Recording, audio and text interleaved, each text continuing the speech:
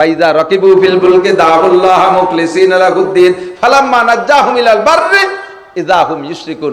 যখন কিনারে উঠে যায় সেই সময় শিরিক শুরু করে। কি কইয়া? আল যে ধরছিল, বাপ রে বাপ, ও না হলে নৌকো কোনো মতো ঠেকতো না। মেশিনে যে বসা ছিল তারও টেকনিক কম না। এগুলো সব শিরিক শুরু হয়ে গেছে। কতক্ষণ? বাচ্চা যখন পেটে ডেলিভারির সময় প্রত্যেক মহিলা আল্লাহরে ডাকে ইখলাসের সাথে, আল্লাহ তুমি ছাড়া উপায় নাই, আল্লাহ তুমি ছাড়া উপায় নাই। যখন ডেলিভারি হয়ে গেছে এরপরে শিরিক শুরু করে। ধাত্রীটা বড় অভিজ্ঞ, সব গুণাগুণ তার ধাত্রীর মধ্যে চলে গেছে। ডাক্তার বড় ফার্স্ট ক্লাস, এমন সুন্দর পোজ দিয়েছে একটু টের পাই নেই। ডাক্তার বড়, নার্স বড় অভিজ্ঞ, সুন্দর করে বাচ্চাটারে ধরিয়ে নামাইছে। সব প্রশংসা মানুষের দিকে চলে যায় আর আল্লাহর দিকে থাকে না। এর নাম শিরিক ফিস সিফাত।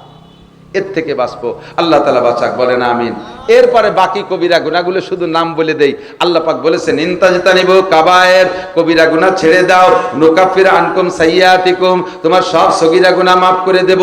আমার দিক তাকান। বেদাত করা কবিরা গুনাহ, মিথ্যে কথা বলা কবিরা গুনাহ, গীবত শিকায়ত করা কবিরা গুনাহ, অকথ্য ভাষায় গালাগালি কাজাকাজি করা কবিরা গুনাহ, পরনিন্দা কবিরা গুনাহ, মানুষের নামে অপবাদ দেওয়া কবিরা গুনাহ, এগুলো জবানের কবিরা গুনাহ, সিনেমা দেখা কবিরা গুনাহ, ফেসবুকে ল্যাংটা ছবি দেখা কবিরা গুনাহ, ইউটিউবের ভিতরে যে গুগলে যে আজে বাজে ছবি দেখা চোখের কবিরা গুনাহ, গান শোনা কবিরা গুনাহ, মিথ্যে কথা শোনা কবিরা গুনাহ, গীবত শিকায়ত শোনা কবিরা গুনাহ, এই জাতীয় নোংরা কবিরা গুনাহ, কানের গুনাহ, জবানের গুনাহ হাজারো গুনাহ, চোখের কবিরা গুনাহ, হাতের গুনাহ থেকে বাঁচেন। চুরি করা ডাকাতি করা কবিরা গুনাহ, জেনা করা লুচ্চমি করা কবিরা গুনাহ, পুরুষরা টাকনুসিয়ে প্যান্ট পাজামা লুঙ্গি পরা কবিরা গুনাহ, মহিলারা বোরকা পরে মাথা খোলা রাখা কবিরা গুনাহ, মহিলারা বোরকা পরে মুখের শাটার খুলে দেওয়া কবিরা গুনাহ, টাইট ফিটিং শরীরের সাথে টাইট করা বোরকা, যেই বোরকার কারণে শরীরের অঙ্গগুলো বাইরে থেকে দেখা যায়, অনুমান করা যায়, এরকম বোরকা পরা কবিরা গুনাহ,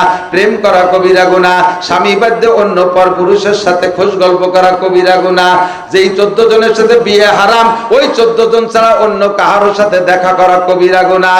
মানুষ মারা গেছে ওই গ্রামে, এই গ্রামের মহিলারা ঝাড়িয়ে কেটে দলে দলে রাস্তায় দিয়ে যায় ওই মরা মানুষটারে দেখতে। যেই মানুষটারে জীবিত অবস্থায় দেখা হারাম, ওই মানুষটারে মরার পরে দেখাও হারাম। চাচা শ্বশুরে দেখা হারাম, দেওরে দেখা হারাম, বাসুরে দেখা হারাম, প্রতিবেশী দাদা শ্বশুর চাচা শ্বশুরকে দেখা হারাম। এইরকম যাদেরকে জীবদ্দশায় দেখা হারাম তারা মরার পরও তাদেরকে দেখা হারাম। নারীদের মধ্যে যাদের জীবদ্দশায় দেখা হারাম, বাসুর পুত, দেওর পুত, ভাগ্নেরা, স্বামীর ভাগ্নেরা মামিকে দেখতে পারবে না, দেওর পুত ভাসুর পুত্রা চাচিকে দেখা হারাম। চাচি মারা যাওয়ার পরে, মামি মারা যাওয়ার পরে এই ভাগ্নেরা ভারবিটারা তারা দেখতে পারবে না, এগুলো সব হারাম। মাউই মারা গেছে, পুত্র আইসে দেখতে, এই দেখাও হারাম।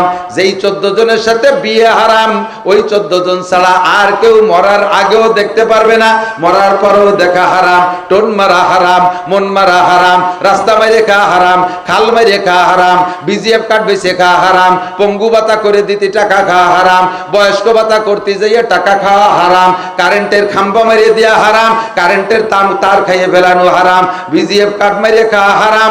এই যত আছে এগুলো সব কবিরা গুনাহ। আল্লাহ পাক বলেন যদি কবিরা গুনাহ থেকে বাঁচতে পারো, নুকাফির আনকুম সাইয়্যাতিকুম, সব সগীরা গুনাহ মাফ করে দেব। আইলঠেলা কবিরা গুনাহ, আরে জাল দলিল কবিরা গুনাহ, মিথ্যে সাক্ষী কবিরা গুনাহ, মিথ্যে মামলা কবিরা গুনাহ, প্রতিবেশীর হক নষ্ট করা কবিরা গুনাহ।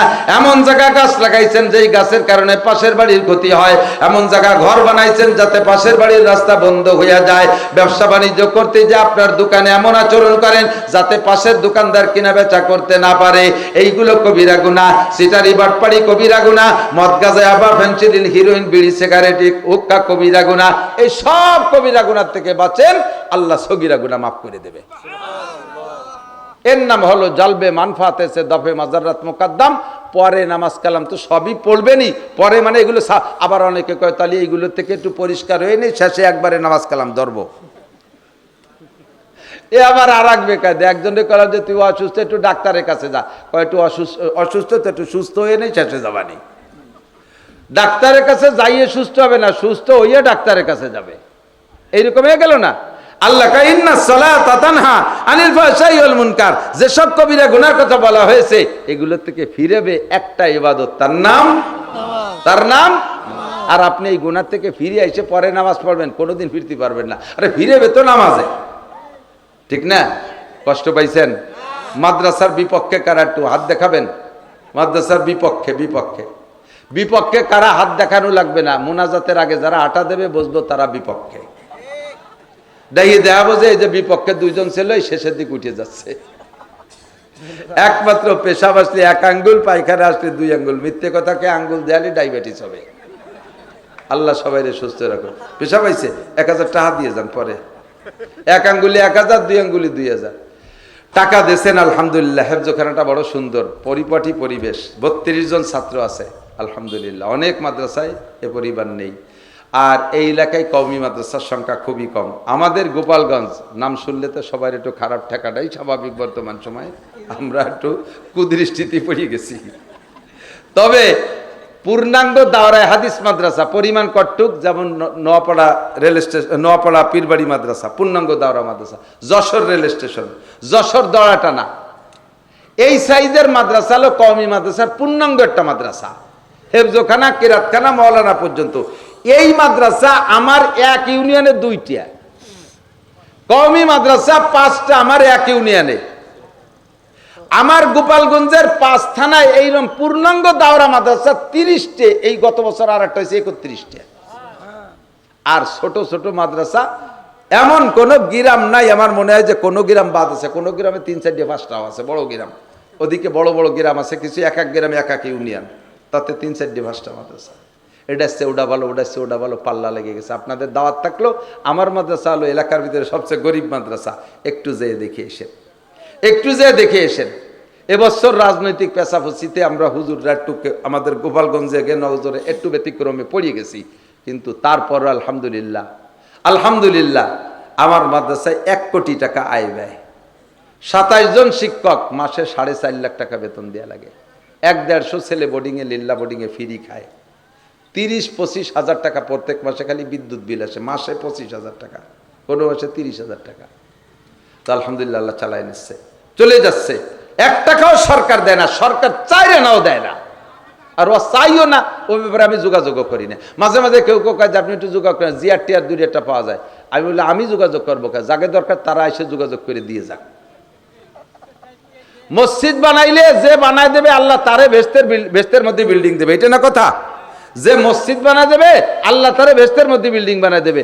তো যদি কের মসজিদ বেহেশতের মধ্যে বিল্ডিং এর দরকার হয়, সে আমার কাছে এসে টাকা দিয়ে যাক, আমি মসজিদ বানাবানি, আমি তার বাড়ি যে আনতে যাবো কে? যে বানায় দেবে তার বিল্ডিং জান্নাতের মধ্যে হবে। তার যদি জান্নাতের বিল্ডিং এর দরকার হয়, তার টাকা এসে আমার কাছে দিয়ে যাক, আমি তার সাথে যোগাযোগ করতে পারবো না। আপনার যদি জান্নাতের ভিতরে কিছু দরকার হয়, তাহলে এই জায়গার সাথে যোগাযোগ আপনি রাখবেন। ওয়াল্লাহি যেই ছেলেটা যে বাড়ি ভাত খাইয়া হাফেজ হয়ে গেছে, ও যদি ছেলেটা যদি জান্নাতে হয়, ওর আব্বা মা 2nd ক্লাসে যাইয়া, ওর উস্তাদ 3 নম্বরে যাইয়া ওর লজিংওয়ালাকে টান দেবে, আল্লাহ আমার লজিংওয়ালা আইনা, আমার লজিংওয়ালাকে দেওয়ার সাথে জান্নাতে যাব। পাশাপাশি একটু লজিং রাখবেন। ছেলে লজিংই খাওয়াইলে ভাতে কম পড়ে না।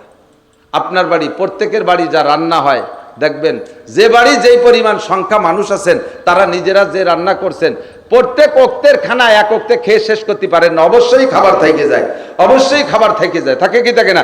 2 জনের খাবারও যদি রান্না করে, তাও আর একজনের খাবার তার মধ্যে হয়ে যায়। তো এই খাবারটা কি করেন? হাঁস মুরগিরে দেন, গরু ছাগলে দেন, শিয়াল কুত্তরে দেন। ওই ভাত কটা আল্লাহর একজন কোরআনের মেহমানে খাক, খাইয়ে যে আপনার ছেলেরা খাইয়া নাকে তেল দিয়ে ঘুমোই রয়েছে, ফজরের নামাজও পড়ে না। আর এই তালবে ইলমটা খাইয়ে যে শেষ রাত্রি উঠে কোরআন শরীফ পড়বে, তাহাজ্জুদ পড়বে, ফজরের নামাজ পড়বে। কাজে এমন একটা মেহমান আপনার পাশে বসে খানা খাক, আপনার রহমত, আপনার পর রহমত হবে, আপনার ইনকামে বরকত হবে। রাজি আছেন না ইনশাআল্লাহ? তো কালেকশন হুজুর যা করছে ফাবিহা আলহামদুলিল্লাহ। আপনাদের আমাদের আজকের পকেটে যেই টাকাটা বড় টাকা আছে, একটু দেখবেন নাকি কার পকেটে কোন টাকাটা বড় আছে। নগদের পর সিজনের শেষ, মনে হয় এরপরে এলাকায় এই সিজনের মাহফিল তেমন হবে না। আবার যে সামনে কাতি অগ্রাণ পুষ মাসে হবে, প্রায় 5-6 মাস বিরতি থাকতেছেন। মোহাব্বত করে একটু দেখেন, দেন আর না দেন, পকেটের টাকাটা একটু বের করে আমার একটু দেখান যে হুজুর এই যে আমার পকেটে 1000 টাকার নোট আছে, দেব না, খালি দেখাই আবার পকেটে তুই দেন, তার কাটিয়ে দিতে পারতেছি না। 500 টাকার নোট একটু দেখান, আছে নাকি একটু দেন না, বের করি আমি, পরের টাকা দেখলেও স্বাস্থ্য ভালো হয়। এই যাও, ভলেন্টিয়াররা যাও, একটু বের করে ধরেন, ছাত্ররা যাইতেছে, ভলেন্টিয়াররা যাচ্ছে, বিসমিল্লাহ করে দিয়ে দেন। সিজনের শেষ কালেকশন, সিজনের শেষ কালেকশন। আমরা দোয়া করি আল্লাহ আগামী মাহফিলও আমাদের সকলকে অংশগ্রহণ করার তৌফিক দান করো, বলেন আমিন। আল্লাহ সবাইকে সুস্থ রাখো, হায়াতে তুমি বাড়াই দাও। এই যে গেছে কালেক্টররা, কালেক্টর জামার কোরস পাতেন, হাতে নিয়েন না, এই জামার কোরস পাতেন 1000 1000। ও চমৎকার, আল্লাহ সবচেয়ে বড় নোট পেয়ে গেছি। মাসুদ ভাইকে আল্লাহ হায়াতে তুমি বাড়াই দাও।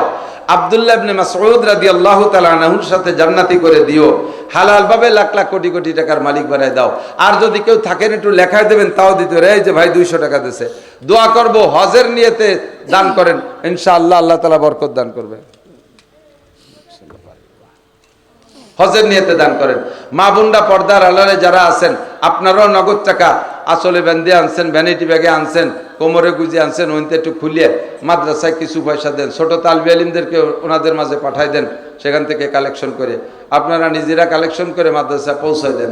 ছোট বাচ্চাদেরকে মহিলাদের প্যান্ডেলের মধ্যে পাঠাই দেন, ওখান থেকে কালেকশন করে নিয়ে আসবে। দেন, সবাই দেন, বিসমিল্লাহ করে দেন। এই টাকার ভিতরে বিশাল বরকত, কারণ এই টাকার ভিতরে কোনো শিরিক নাই, এ জায়গা মার হবা নাই, এই টাকার মধ্যে মার হবা নাই। আর মার হবার টাকার ভিতরে শিরিক সিফাত ঢুকে যায়, বরকত কমে যায়। এই টাকাটা বড় এখলাসি টাকা। এ 10, 20, 50 টাকার ভিতরে অনেক বরকত আছে। বরকত কি জিনিস বলার সময় নাই। আল্লাহর রহমতে বরকত বহুত বড় দামি জিনিস। আল্লাহ কবুল করো। আল্লাহ হালালভাবে অনেক টাকার মালিক বানায় দাও। দানকারীদেরকে সুস্থতার সাথে লম্বা হায়াত দাও। মক্কা মদিনা জিয়ারত নসিব করো। নিয়ে আসেন, সবাই নিয়ে আসেন। দুরূদ শরীফ পড়ি। আল্লাহুম্মা সাল্লি আলা মুহাম্মাদিন ওয়া আলা আলি সাইয়্যিদিনা মুহাম্মাদিন ওয়া বারিক ওয়া সাল্লিম।